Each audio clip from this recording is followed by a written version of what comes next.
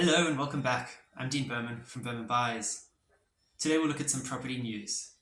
This week in news, Prince William's-led charity Homewards celebrates a year of existence. There's been a rise in half-built homes hitting the real estate landscape. Mushrooms could be the new concrete if you build in space. We look at two architectural designers and their historic designs. And we finish off with some numbers. Prince William is fronting a charity called Homewards with the goal to end homelessness in the UK. They are a year into their mission and seem to be making great strides by bringing together local people, charities, and businesses. Have you ever wanted to grow your own house? Well, NASA is working on this with the mycoculture program.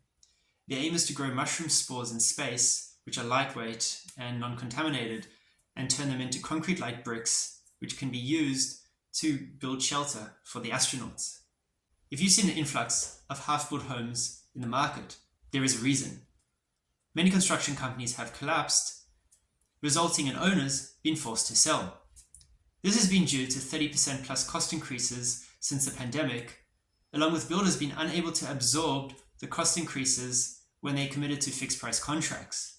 This has resulted in thousands of less completed houses post-pandemic. Two homes which stood out to me from a recent Architectural Digest article entitled 11 Best Modernist Buildings of the World. The first was a Frank Lloyd Wright property entitled Falling Water.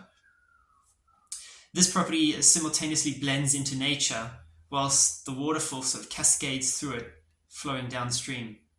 The second one was a Philip Johnson property developed in 1949, which he occupied himself as his personal residence for over 60 years. He literally lived, slept, and ate in one single room, which was totally encapsulated in glass. We'll now finish off with some property price predictions from Domain back in June until next June 2025. Perth, 8 to 10%, Adelaide, 7 to 9%, Sydney and Brisbane, 6 to 8%, Melbourne, 0 to 2%. Over the last year, Perth has grown by 24%, Adelaide 14%, Brisbane 13%, Sydney 5%, Melbourne -1%. That's this week in news from me. Have a great week ahead.